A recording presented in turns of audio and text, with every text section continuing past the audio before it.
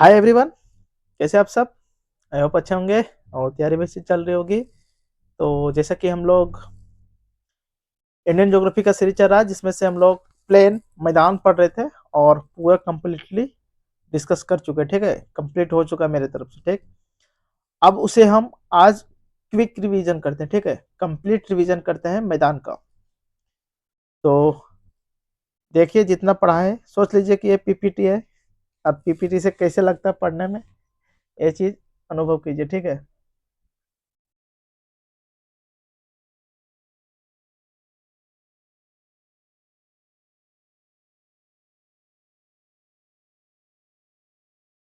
तो आइए हम लोग रिवीजन करते हैं फटाफट।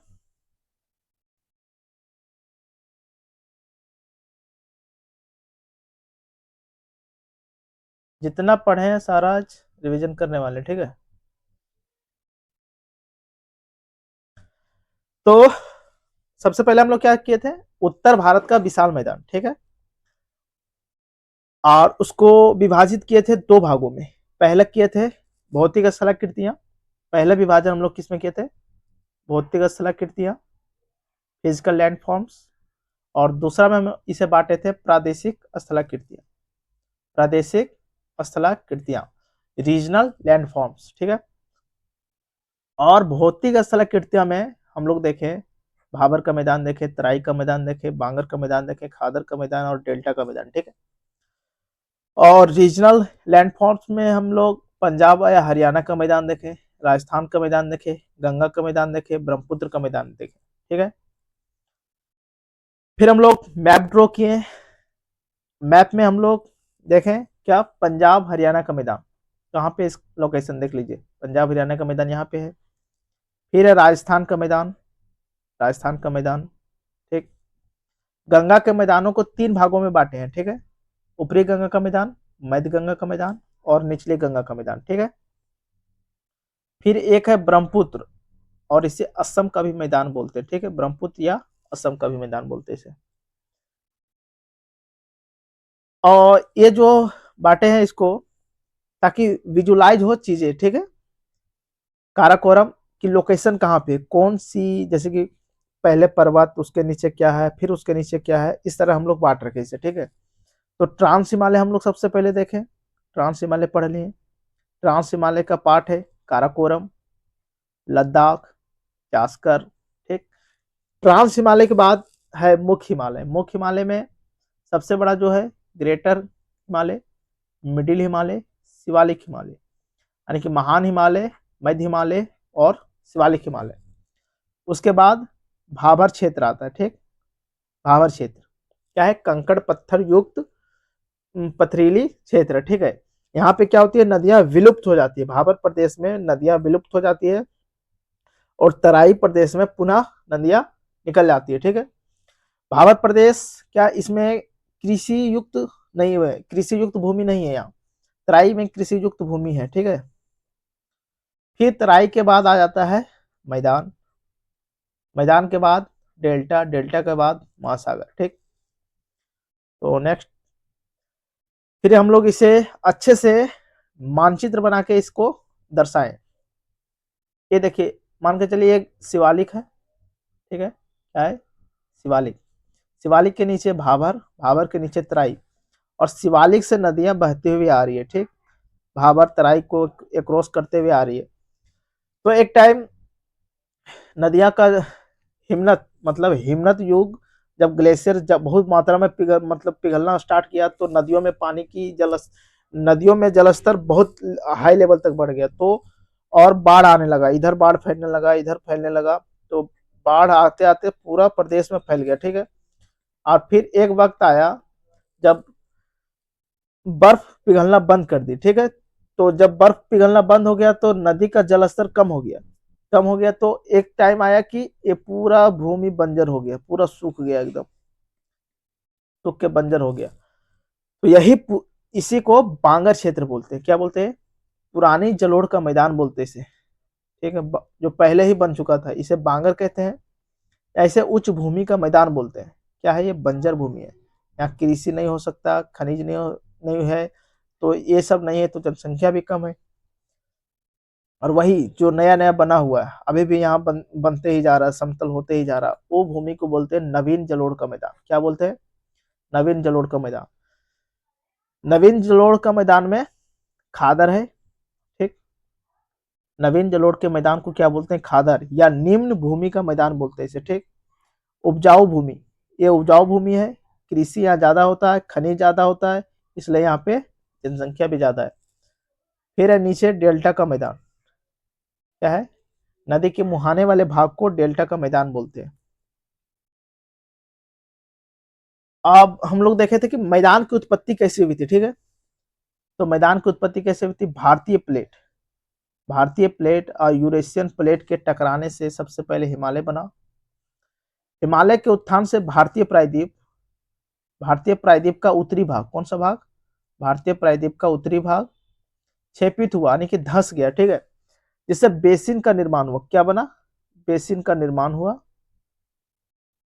यह बेसिन के उत्तर से हिमालय नदियों द्वारा, क्या क्या बोल रहा है कि बेसिन के उत्तर से हिमालय नदियों के द्वारा तथा दक्षिण से प्रायद्वीपीय पठार से निकलने वाली नदियों के द्वारा धीरे धीरे अवसाद जमा करते चले गए, जिससे उत्तर भारत के मैदान का निर्माण हुआ। यानी कि हिमालय नदियों के द्वारा उत्तर से हिमालय नदियों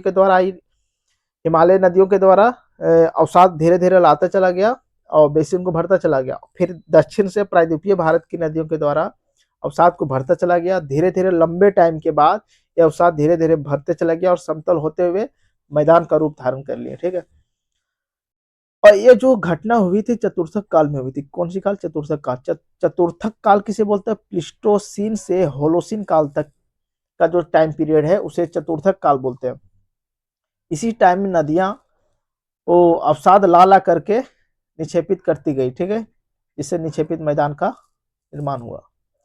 और इसे हम लोग शॉर्ट में लिखे थे कि भारतीय प्लेट एवं यूरेशिया प्लेट के अभिसरण से हिमालय के दक्षिण में गर्त बने और हिमालय और प्रायद्वीपीय पठार की नदियों द्वारा लाए गए जलोढ़ों के निक्षेप से मैदान का निर्माण हुआ, ठीक है। जमा करना, निक्षेप का अर्थ होता है जमा करना, डिपोजिट करना, ठीक।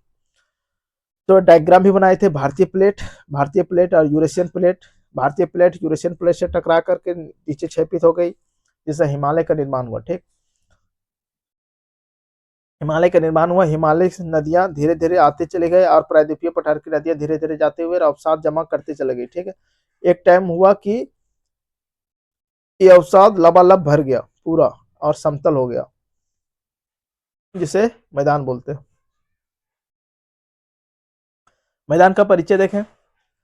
भारत का नवीनतम भौतिक प्रदेश को मैदान बोलते हैं। इसकी स्थिति लोकेशन कहाँ है? हिमालय और प्रायद्वीपीय पठार के बीच में, ठीक। जलोढ़ों के निक्षेप से बना है। जो मैदान बना है जलोढ़ों के निक्षेप से। और इसका जो कितना एरिया में फैला हुआ है? 7.5 लाख किलोमीटर स्क्वायर में इसका फैलाव है और 50 से 300 मीटर इसकी औसत हाइट है, ठीक है। लंबाई इसकी 3200 किलोमीटर है। भारत का उत्तरी मैदान विश्व का सबसे बड़ा जलोढ़ का मैदान है। भारत का उत्तरी मैदान जो है विश्व का सबसे बड़ा जलोढ़ का मैदान है। मैदान जो है पश्चिम में अधिक चौड़ा है और पूर्व में कम चौड़ा है। अभी भी समतल व सपाट बन रहा है। हिमालय की उत्पत्ति के बाद इसका निर्माण हुआ था। और भाबर, तराई और बांगर, टॉप 3 भाबर, तराई और बांगर, इसका निर्माण हुआ था प्लिस्टोसीन काल में। फिर खादर और जो डेल्टा है इसका निर्माण हुआ था होलोसीन काल में। तो भाबर, तराई, बांगर का निर्माण प्लिस्टोसीन काल में और खादर व डेल्टा का निर्माण होलोसीन काल में। फिर है, इसे मैप के जरिए देखे थे कि देखिए यहाँ सबसे ऊपर में तिब्बत का पठार और फिर उसके नीचे ग्रेट हिमालय, फिर नीचे मिडिल हिमालय, फिर नीचे शिवालिक हिमालय। शिवालिक हिमालय के बाद मैदानी प्रदेश आ जाता है। मैदानी प्रदेश के बाद प्रायद्वीपीय पठार आता है, उसके बाद डेल्टाई क्षेत्र। भाबर, पहला हम लोग एक क्या देखे थे? भौतिक विभाजन में पहला है भाबर। भाबर किसे बोलते हैं? भाबर का लोकेशन का शिवालिक के गिरिपद में, यानी कि शिवालिक के तलहटी में इसका लोकेशन है, ठीक है। बड़े कंकड़ पत्थर युक्त संकरी और पारगम पट्टी है जो हिमालय के तलहटी के साथ साथ पश्चिम से पूर्व में 8 से 10 किलोमीटर चौड़ी स्थित है, ठीक। यहाँ नदियां अवसादों के बीच विलुप्त हो जाती है। बोले थे ना कि नदियां जो है यहाँ पे विलुप्त हो जाती है, दिखती नहीं है, क्योंकि इतना बड़ा बड़ा कंकड़ पत्थर है, कंकड़ पत्थर, और इसी के बीच नदियां विलुप्त हो जाती है। कंकड़ पत्थर ऊपर ही दिखता है, नदियां नीचे नीचे प्रवाहित होती है और तराई प्रदेश में पुनः निकल जाती है। इसका विस्तार है सिंधु नदी से तीस्ता नदी तक, ठीक। गहरी जड़ों वाली यहाँ पे जो पेड़ मिलती है उसकी जड़ें गहरी होती है, क्योंकि देखिए यहाँ तक तो पथरीला इलाका है, तो इतना ही अगर रहेगा तो ये पानी सोख नहीं पाएगा, इसलिए पानी के तलाश में जाता है, गहरी जड़ें बनाता है, और ताकि ये मजबूती भी प्रदान कर सके। कृषि बहुत कम होता है यहाँ पे। फिर हम लोग दूसरा पढ़े तराई। 10 से 15 किलोमीटर चौड़ी पट्टी है, सकरी पट्टी वाली दलदल युक्त भूमि है, ठीक है। यहाँ नदियां अनेक धाराओं में बट जाती है, जैसे कि ये हो गया भाबर प्रदेश, यहाँ तो नदियां विलुप्त हो जाती है, फिर यहाँ निकलती है, तो निकलते हुए कई वितरकाओं में बट जाती है। बारीक कंकड़ पत्थर रेत और चिकनी मिट्टी है। यहाँ कृषि अच्छी खासी हो जाती है, जैसे कि चावल जूट गेहूं। वर्षा में अधिक, पूर्व में ये अधिक चौड़ा है, पश्चिम में कम। और भाबर क्या था, पश्चिम में अधिक चौड़ा था, पूर्व में कम था। कार्बनिक पदार्थ नाइट्रोजन की अधिकता है, इस यहाँ की मिट्टी में कार्बनिक पदार्थ और नाइट्रोजन की अधिकता है, और फास्फेट की यहाँ पे कमी है। वनस्पतियां अच्छी खासी मिल जाती है, वन जीव अच्छी खासी मिल जाते हैं, जैसे कि इस प्रदेश में जिम कार्बेट नेशनल पार्क है, काजीरंगा नेशनल पार्क है, नामेरी नेशनल पार्क है, ओरंग नेशनल पार्क है। तीसरा हम लोग देखें बांगर। क्या बांगर, इसका निर्माण प्लेस्टोसीन काल में क्या हुआ था। प्लेस्टोसीन काल, जिसको हम लोग बोलते हैं हिम युग का अंत हो गया था। जब हिम युग का अंत हो गया था, हिमनद पिघलना ज्यादा, हिमनद अधिक मात्रा में पिघलने लगी, तो नदियों का जलस्तर बढ़ते चला गया, ठीक। अंत में क्या हुआ, नदियों का धारा तेज हो गया। जब नदी का जलस्तर बढ़ा तो बहुत तेज से बहाव स्टार्ट हो गया। एक समय नदियों में पानी की कमी हो गई, फिर क्या हुआ, नदियों में पानी की कमी हो गई और बर्फ पिघलना बंद हो गया। बर्फ पिघलना जब बंद हो गया तो नदियों में पानी की कमी हो गई। फिर क्या हुआ, भूमि धीरे धीरे बंजर होती चली गई, क्योंकि जिस प्रदेश में बाढ़ आया था उस जगह पे पानी बहुत लंबे टाइम तक नहीं पहुंच पा रही थी, तो जिसके कारण भूमि धीरे धीरे बंजर होती चली गई। इस भूमि को बांगर बोलते हैं। क्या बोलते हैं, बांगर। यहाँ पे कृषि बहुत कम होता है और खनिज भी कम है, तो यहाँ जनसंख्या भी कम है। प्रायः बाढ़ मुक्त है, क्योंकि यहाँ पे बाढ़ नहीं आता है। इसकी औसत हाइट 100 से 300 मीटर है। इसका विस्तार देखें तो पंजाब हरियाणा पश्चिमी यूपी सिंधु मैदान से ऊपरी गंगा के मैदान तक। एक वर्ड था रेह या कल्लर, क्या है, सफेद क्षारीय लवण युक्त मिट्टी है, रेह या कल्लर। और एक क्षेत्र है भूड, क्या बोलते हैं इसे, जब बांगर के ऊपरी मुलायम मिट्टी अपक्षय और अपरदन के द्वारा नष्ट हो जाती है तो इस कंकरीली क्षेत्र को भूड बोलते हैं। खादर क्या है, नवीन जलोढ़ का मैदान है, नवीन जलोढ़ के मैदान को खादर बोलते हैं। इसकी उत्पत्ति प्लीस्टोसीन काल से होलोसीन काल तक नदियों के द्वारा लाए गए जलोढ़ों के निक्षेप से हुआ है। इसकी हाइट है 35 से 100 मीटर, इसलिए यहाँ पे बाढ़ ज्यादा आता है, कम हाइट होने के कारण। अत्यधिक उपजाऊ भूमि है, यहाँ की कृषि ज्यादा है, यहाँ पे जनसंख्या भी ज्यादा है। इसका विस्तार पूर्वी यूपी में, बिहार में, असम में, वेस्ट बंगाल में। मध्य गंगा और निम्न गंगा के मैदान से ब्रह्मपुत्र के मैदान तक इसका विस्तार है। पंजाब में इसे बेट्स बोलते हैं, क्या बोलते हैं, बेट्स। डेल्टा, नदी के मुहाने पर स्थित भूमि है, नदी के मुहाने पर स्थित भूमि है। गंगा ब्रह्मपुत्र की डेल्टा सुंदरबन डेल्टा।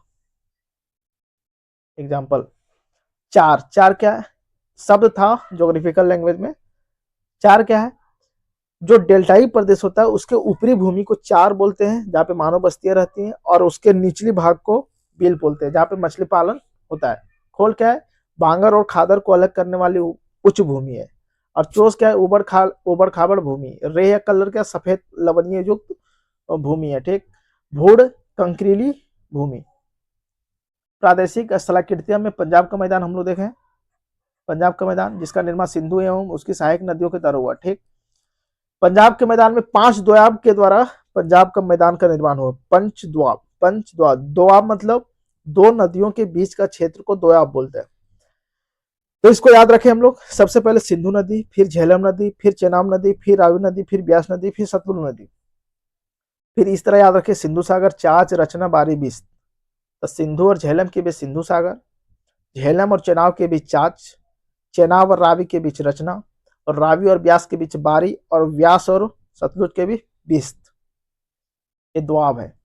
राजस्थान का मैदान जिसे मारवाड़ का भी मैदान बोलते हैं, जिसकी लंबाई 650 किलोमीटर है और 300 किलोमीटर चौड़ा है, जो गुजरात, राजस्थान, पाकिस्तान सीमा से लेकर के थोड़ा कुछ पंजाब और हरियाणा में भी इसका विस्तार है।